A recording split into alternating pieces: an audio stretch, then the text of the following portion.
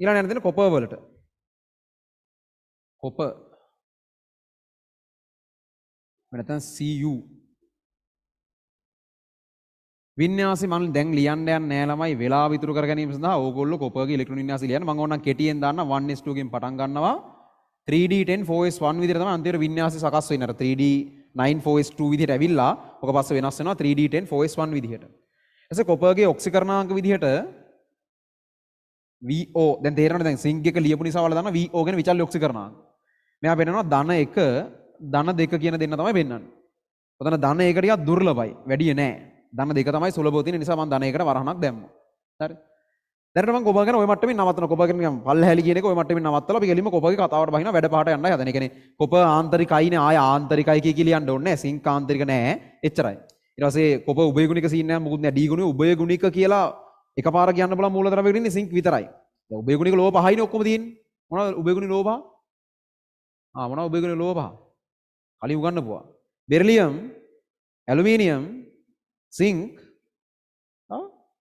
Tin lead beryllium aluminium zinc tin lead පහයි තියෙන්නේ sync කියන එක නෑ එහෙම එකක් හරි ඒවා මොනවටත් කොපර් අදාළ නැහැ නිසා කොපර්ට අදාළ ඒ මොකුත් විස්තර ලියන්න නෑ අපි ගෙලින්ම යාගේ කතාවට බහිනවා තව විශේෂ කරුණු ටිකක් මැදින් හම්බෙනවා ඒ දේවල් ටික පස්සේ මෙතෙන් දාගමු අපි යන් ගෙලින්ම අපේ කතාවට වැඩ පහට යන්නයි හදන්නේ එතන මුලින්ම බලන්නේ ජලීය ද්‍රාවණයනේ කොපර්ගේ ජලීය ද්‍රාවණය බලන්න ඕන කොපර් නිකම්ම අපිට ඕන නම් කොපර් 2 + A කියලා මේක ලියන්නත් පුළුවන් එහෙම නැත්නම් අර ජලීය සංකීර්ණයක් විදිහට ජලාණු කීයක් හරි එක්ක මේක දාන්නත් පුළුවන්. ළමයි මම කිව්වේ ජලීය සංකීර්ණයක් නම් සංගතාංකය කීයයි කියලාද කිව්වේ? ඕක කියපල්ලා. 6යි නියමයි. හරිද? 6යි. දැන් ආරෝපණය 2+ නේ මොකද කොපර් ධන 2 නම් අපි ධන 2 තමයි ප්‍රධානියා. ඒ නිසා එයා ගැන තමයි මුලින් කතා කරන්නේ. ධන 1 සම්බන්ධ පොයින්ට් එකක් අන්තිමටම වෙනම කියනවා. දැනට මේ ධන 2කින් තමයි මේ මුළු කතාව යන්නේ. මොකද එයා තමයි ප්‍රධාන එක්කන. එතන මෙයාගේ ජලාණු 6ක් එක්ක හදනවා ආරෝපණය 2+ම වෙන්න ඕනේ. ජලයට ආරෝපණයක් නැහැ. ඉතින් කොපර්ගේ ධන 2ත් එක්ක 2+ තමයි එන්නේ. හරි? දැන් මෙයාගේ පාට මොන පාටද කියන එක. විභාගයේදී සාමාන්‍ය ළමෙක් නිල් පාටයි කියලා ලිව්වත් අවුලක් නැහැ. ඉතින් ඔයාලා මේ දැකලා තියෙනනේ කොපර් සල්ෆේට් පල්මානික්කම් කියලා එහෙම කියන්නේ. ඔක නිල් පාටයි කියලා දන්නවනේ. නිල් පාටයි කියන්නේ ෆොටෝ එකක් හොයාගෙන පොඩ්ඩක් ගෲප් එකට දාලා තියන්න. පස්සේ ටෙලිග්‍රෑම් channel වලට ඔය ෆොටෝස් ටික මම දාන්නම්. මම දැන් අර වැනේඩියම් ගේ අර මොනවද වැනේඩියම් ගේ වැනේඩියම් ගේ මොනවද? පාතර 3 2 මම බලන්න ඉන්නේ. වැනේඩියම් ගේ පාතර 3 2 ආනිල් කොළදම්. ආනිල් කොළදම් පාතර 3 2. ඒකේ ෆොටෝ වගේක් එහෙම දාලා තිබ්බා. හරි. මේ ඒ වගේ කොපර් සල්ෆේට් එකේ ෆොටෝ එකක් දාන්න. ඒක පල්මානික්කම් කියලා මමට 8 වසරේ 9 වසරේද මන්ද මේ ප්‍රැක්ටිකල් එකක් විදිහට තියනවද කොහෙද කරන්නේ. يعني නිල් පාට කොපර් සල්ෆේට් කැර ටිකක් අරගෙන ඒගොල්ලෝ පේනවා මේ තියෙන්නේ පල්මානික්කම් කියලා තමයි සිංහලෙන් කියන්නේ. නැත්නම් කොපර් සල්ෆේට් කියලා කොහෙද කියනවද කොහෙද. ඊට පස්සේ ඕක මේ භාජනයක තියලා රත් කරනවා. රත් කරද්දි මොකක්ද වෙන්නේ ඒකේ පාටට? සුදු පාට වෙනවා මතකද එහෙම එකක්. ඉතින් කරලා නැද්ද එහෙම? ඉස්කෝලේ දන්නවා එහෙම જાතියක්. පාසල්. හරි. ඒවල කරනවා. හරි. නිල් පාට කොපර් සල්ෆේට් එක රත් කරලා බලනකොට සුදු පාට වෙනවා. ඒකට හේතුව කොපර් 2+ සජල අවස්ථාවේදී හදන ලවණ නිල් පාටයි. වතුර නිල් පාටයි සජල ලවණ කොපර් සල්ෆේට් නිල් පාටයි.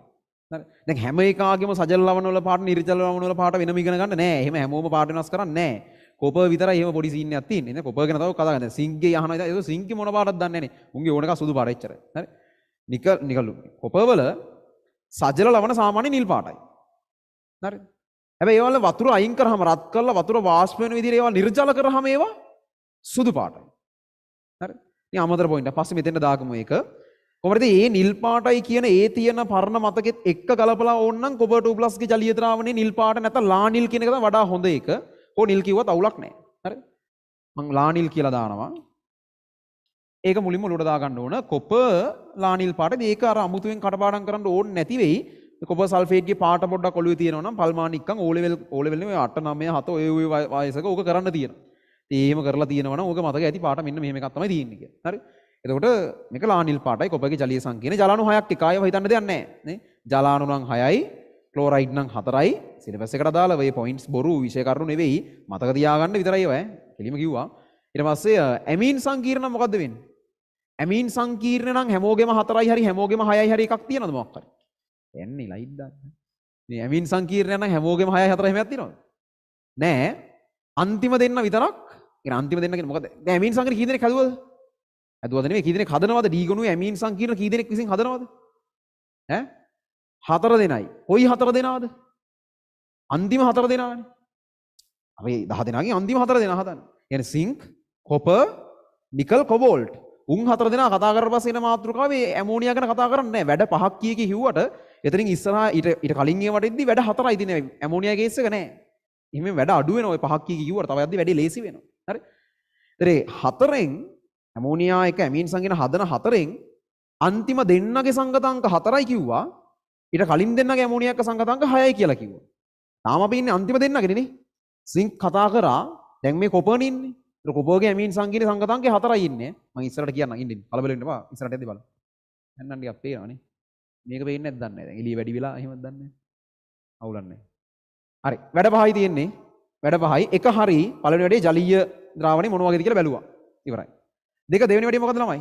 ඔයාලා කියන්නකෝ මං ඕනේ නැහැ නේද අනියෙන් කරගන්න කියලා යන්නද ඈ මොකක්ද දෙවෙනි වැඩේ ක්‍රමයෙන් OH- දානවා දැන් උපරිම කොට වෙනවැ ක්‍ර OH- ක්‍රමයෙන් OH-. එහෙම නැත්නම් ඕකම කියන්න බලන්න තව මොකද්ද ක්‍රමයෙන් අනුක ඇමෝනියයි දෙක මේකයි හරි එහෙම අධ්‍යාල හයිඩ්‍රොක්සයිඩ් අවක්ෂේපණය හදන්නේ ක්‍රමයෙන් OH- දානකොට හයිඩ්‍රොක්සයිඩ් අවක්ෂේපය කියන්නේ මෙතන කොපර් 2+ නම් එයාට අදාළව OH ලා දෙකක් තමයි එන්න ඕනේ කොපර් හයිඩ්‍රොක්සයිඩ් මෙන්න මේක තමයි හදන්නේ මේක අවක්ෂේපය හයිඩ්‍රොක්සයිඩ් ඔක්කොම අවක්ෂේප හදන ඒවා හරි දැන් මෙන්න මෙහෙම එකක් පොඩ්ඩක් දාගන්න ගොඩක් වෙලාවට කිසියම් කෙනෙක් මේ වගේ හදන හයිඩ්‍රොක්සයිඩ් අවක්ෂේපයේ පාට එයාගේ ජලීය ද්‍රාවණයේ පාටට නෑකම් කියනවා රිලේටඩ් ඒ කියන්නේ සමානයිම නෙවෙයි ළඟින් යනවා දැන් හදිස්සියට අමතක වුණොත් මතක තියාගන්න එක උදව්වක් කරගන්න පුළුවන් මොකද්ද මගේ පොයින්ට් එක මොකක්ද මගේ පොයින්ට් එක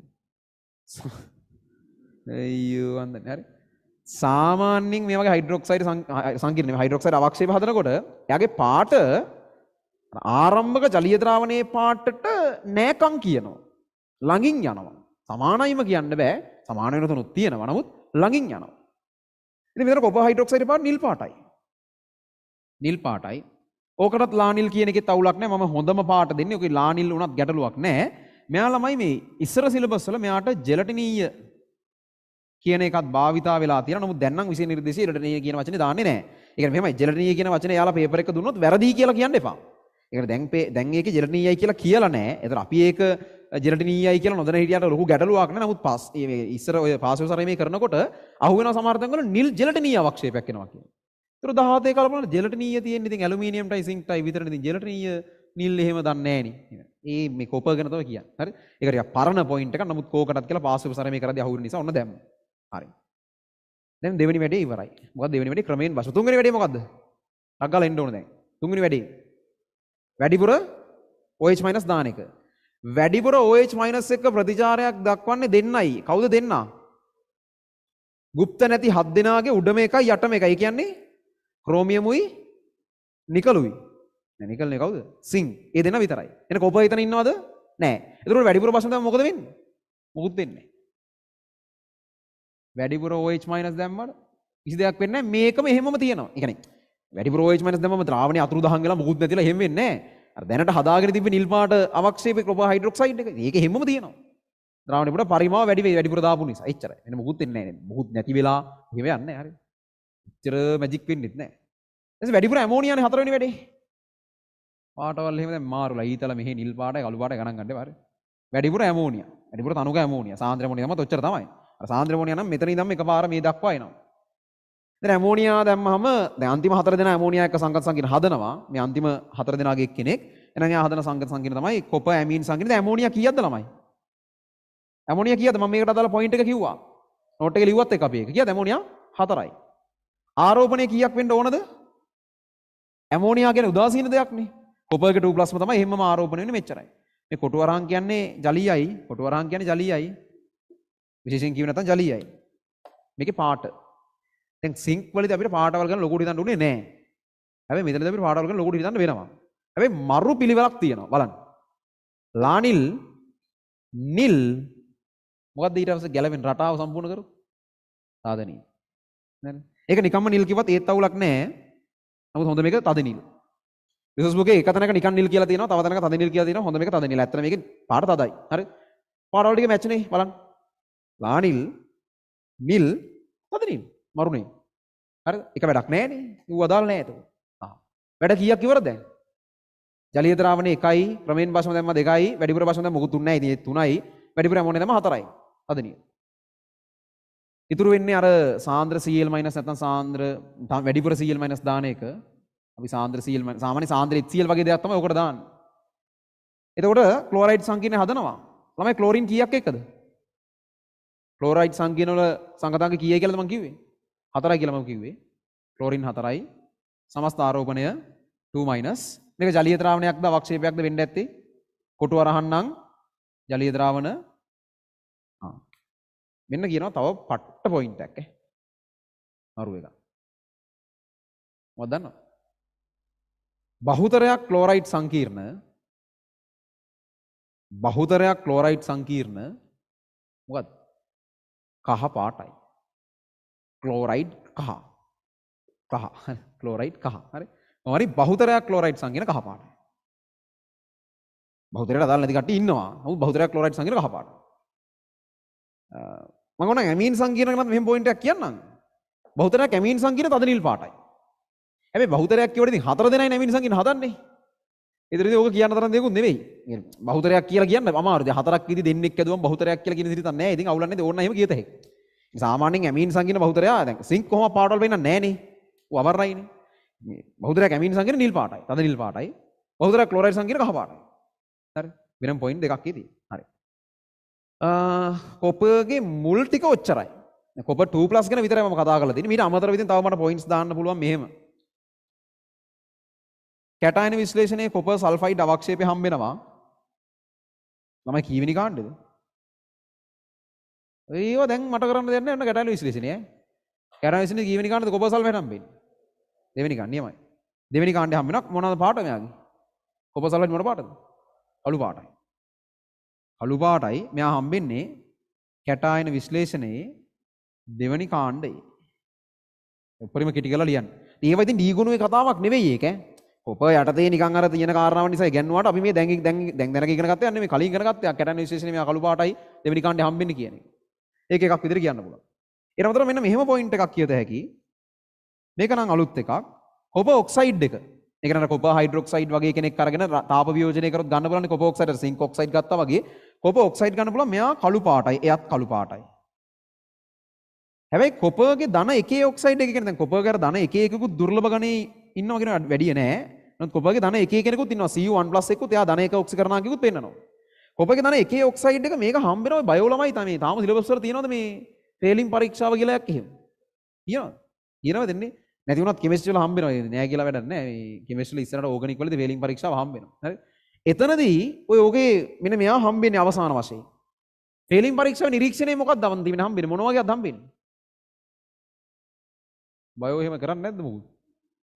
ඈ කෙමිස්ට්‍රි වල තව ඉස්සරහ තව උගන්ලා නැහැ කියමුකෝ. බයෝ වල. ෆේලින් පරීක්ෂාව අවසාන නිරීක්ෂණේ රතු දුඹුරු නැත්නම් ගඩොල් රතු පාට අවක්ෂේපයක් කියලා අපි කියන්නේ. හරි. එහෙනම් මෙයා රතු දුඹුරු පාටයි නැත්නම් ගඩොල් රතු පාටයි. ගඩොල් රතු කියන්න පුළුවන් අවුලක් නැහැ. හොඳ මේක රතු දුඹුරු ඈ.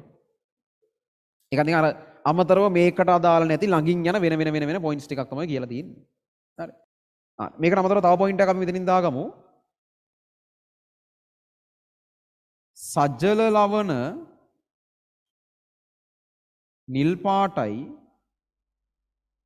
නිර්ජල ලවණ සුදු පාටයි කියලා.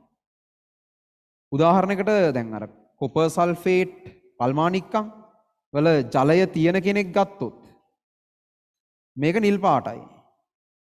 මේක රත් කරොත් ඔගේ ජලය අයින් වෙලා ගියාට පස්සේ එන වේලිච්ච කොපර් සල්ෆේට් එක සුදු පාටයි. මේක O level වලට අදාළව නැත්නම් මේ 6 7 8 ඔය වගේ කාලෙක ප්‍රැක්ටිකල් එකක් විදිහට ඉස්කෝලවල කරන්නත් තිබුණා. මැජික්. මේකට නම් මේ අපේ කට්ටිය මේක ප්‍රැක්ටිකල් එකක් විදිහට කරපු වීඩියෝ එකකුත් තියෙනවා. ළමයිම 2021 ගේ ළමයිම කරපු ප්‍රැක්ටිකල් වීඩියෝ එකක් තියෙනවා. මට හොයාගන්න බෑ දැන් කියලා. පස්සේ වෙලාවකට ටෙලිග්‍රෑම් channel එකට දාලා තියෙනවා. මේක ප්‍රැක්ටිකලි වෙනවා. මේක කරලා එහෙම වෙනවා කියලා නිරීක්ෂණය කරපු වීඩියෝ එකක් ඔය මේ ටැලන්ට් ෂෝ එකකට මොකක් කරකට 21 සෙට් එක කරා. ඒ වීඩියෝ එක මම දාන්නම් පස්සේ දාන්නම්. දැන් මට හොයාගන්න දැන් කියලා නෑ. ඒක දාන්න මේක ඇත්තටම වෙනවා. මෙම මැජික් එක. අද නවත්තන්න. අද මේ මැජික් බලන්න යන්නේ අද නවත්තන්න. අද එක්කව කරන්න බෑ. අහන්න. කොපර් 2+ ජලීය ද්‍රාවණයක් ගන්නවා. මොන පාටද? සීන් එකේ ඉන්න මොන පාටද? ඈ? කොපර් 2+ ජලීය ද්‍රාවණ මොන පාටද? රානිල් පාටයි. හරි. අනිත් පැත්තට Ki ජලීය ද්‍රාවණයක් ගන්නවා. නැත්නම් Ki නැත්නම් I- තමයි මෙතන කතානායකම I- කියලා දාන්නේ. ඉතින් Ki තමයි ගන්නෙ. I- කියලා දාන්නම් කතානායකයා. තමයි Cl- I- Br- උන් එකෙකුටම පාටවල් නැහැ. ජලීය ද්‍රාවණ වලදී උන් කාටවත් පාටවල් නැහැ. අර තනි තනියෙන් ඉදි Cl2ට Br2ට I2ට ඒවට පාටවල් තියෙනවා. නමුත් ජලීය ද්‍රාවණයක මයිනස් විදිහට උන් එකෙකුටම පාටවල් නැහැ. Cl- Br I- කාටවත් පාටවල් නැහැ. වෙන වෙන විදි Cl2ට Br2ට I2ට පාටවල් තියෙනවා. ඒක ඇත්ත. ජලීය ද්‍රාවණේ පාටවල් නැහැ කාටවත්. එතකොට ලානිල් ද්‍රාවණයක් තියෙනවා මේ අතේ කොපර් 2+ එක. අවර්ණ ද්‍රාවණයක් තියෙන අනිත් අතේ I- එක. මම ඒ දෙක කලවම් කරලා එක වාචනයක් හදනවා. හැම වෙලේ නිරීක්ෂණය මේකයි. ද්‍රාවණයේ තද දුඹුරු වෙනවා. රතු දුඹුරු වගේ එකක් එනවා. පතුලේ සුදු පාට අවක්ෂේපයක් එනවා. ඒක ඇත්තටම ප්‍රැක්ටිකල් කරාම පොඩි අමුතු එකක්. ඒ කියන්නේ අර හිතන්නේ නැති පාටවද? නිල් පාටයි අවර්ණය කලවම් වුණාම රතු දුඹුරු පාට එන්න. අවුල්නේ. ඒකත් එක්ක ඇත්තටම පොඩි නිකන් අර පොඩි එකක් තියෙනවා ඇත්තටම. මාර මැජික් කියන්නේ නෙවෙයි. ඕන තරම් කලවම් කරාම එක එක පාටවල එනවා තියෙනවා. නමුත් මේකේ නිකන් අර අන්එක්ස්පෙක්ටඩ් ඒක නිකන් හිතුව නැති විදිහ අමුතු පාටවල් එනවා වගේ පොඩි එකක් තියෙනවා. ප්‍රැක්ටිකලි කරලා තියෙනවා නම් බලන්න පුළුවන්. මම මේ වීඩියෝ එක දාන්නම් පස් වෙලාවක. ලානිල් පාට කොපර් 2+ එකයි අවර්ණ I- එකයි දෙක කලවම් කරනවා. කලවම් කරද්දී අපිට එනවා පතුලේ සුදු පාට අවක්ෂේපයක් උඩු ගිය රතු දුඹුරු පාට ද්‍රාවණයක්. අපි මේක කෙමිස්ට්‍රි වලින් පැහැදිලි කරගන්න ඕන කොහොමද මේක උනේ කියලා. මේ පාට බල බල ඉන්නේ නෙමෙයි අපි ඉන්නේ. අපි ඉගෙන ගන්න මේ කොහොමද උනේ කියලා. මේකේ මෙන්න මෙහෙම කේස් එකක්. කොපර් සම්බන්ධ විශේෂ කරුණු මේ. මේ ප්‍රැක්ටිකල් එකක් විතර ඉගෙන ගන්න තියෙනවා. Cu2+ ඉන්න තැනට I- දැම්මම මෙතන ප්‍රතික්‍රියාවක් දෙනවා. I- යනවා I2 දක්වා ඔක්සිකරණය වෙනවා. Cu2+ එනවා Cu1+ දක්වා ඔක්සිහරණය වෙනවා. හරි. Cu2+ එක Cu1+ දක්වා එනවා. I- එක I2 දක්වා එනවා. එතන මේක තුලිත කරනකොට මෙතෙන් දෙකක් දැම්ම ප්‍රතික්‍රියාව ඉවර තුලිත වෙනවා. ඔය ඉච්චරයි. මුක් කරන්න දෙන්නේ නැහැ නේ හරිනේ. නෑ හරි නෑ. එහෙනම් අපිට මේකේ රෙඩොක්ස් බලන්න වෙනවා. මෙහි ඍණ 2යි මෙහි බිංදුවයි මෙතන ධන 2යි එතන. එහෙනම් මෙයාට 2යි මෙයාට 2යි දැම්මම හරියි. නිකන් මේ ඔක්සිකරණම් කරනවා නිකන් හිතලා දෙපැත්ත බලලා තුලිත කරේ. එතකොට දැන් මෙයාගේ 2+ එකෙන් 2- ගියාම ධන 2ක් විතරනවා. මෙයාගේ ධන 2ක් එහෙමම විතරයි. ආරෝපණ ටික බැලන්ස් කොහොමත් ඉන්න කට්ටිය බැලන්ස් ඔච්චර තමයි මේ ප්‍රතික්‍රියාව වෙන්නේ. ඒතර මේක වෙනවා මුලින්ම ඊළඟ ළමයි මෙතන මේ අපි I- ගන්නකොට ඇත්තටම මේ ප්‍රැක්ටිකල් එකේදී මෙතන තියෙන කොපර් 2+ එක ප්‍රතික්‍රියා කරන්න ඕනවට වඩා වැඩිපුර I- ගන්න. ඒ නිසා මෙතන තියෙන ඇත්තටම වැඩිපුර I- ප්‍රමාණයක්. නිකම්ම නිකන් I- නෙමෙයි වැඩිපුර සාන්ද්‍රණයකින් I- තියෙනවා. ඒතකොට ඉතින් වැඩිපුර I- එක මේ හැදෙන I2 වැඩිපුර I- එක එකතු වෙලා එයා හදනවා I3- කියලා එකෙක්. ඔය වැඩිපුර තියෙන I- මෙතන තියෙන කොපර් 2+ එක ප්‍රතික්‍රියා කරලා දෙනවා Cu I කියලා එකක්. හරි. I3- කියන එක නා රතු දුඹුරු පාටයි. රතු දුඹුරු පාට ජලීය ද්‍රාවණයක් එයා. Cu කියන එක නා අවක්ෂේපයක්. ඒක ඇවිල්ලා සුදු පාට අවක්ෂේපයක්. ඔන්න ඕක තමයි මෙතන සිද්ධ වෙන කතාව. මොකද්ද කතාව? නිල් පාට කොපර් 2+ ජලීය ද්‍රාවණේ ගත්තා. ලානිල් පාටයි තියෙනවා මෙහෙම තියෙනවා. I- එක වැඩිපුර තියෙන එකක් ගත්ත මොන පාටද? මොන පාටද? අවර්ණයි. දෙන්න කලවම් කරනවා. නිරීක්ෂණය වෙන්නේ රතු දුඹුරු පාට උඩුගිය ද්‍රාවණයක් සහ පතුලේ තියෙන සුදු පාට අවක්ෂේපයක්. ඔය සුදු පාට අවක්ෂේපේ සමහරලාට පේන්නේ ලා දුඹුරු පාටට. ඇයි ඒ? ප්‍රැක්ටිකල් එක කරද්දී සමහරවිට සුදු පාට අවක්ෂේපේ පේන්නේ ලා දුඹුරු පාටට. ඇයි ඒ? සරල හේතුවක් තියෙනවා. මොකද හේතුව? ද්‍රාවණයේ දුඹුරු පාටයිනේ.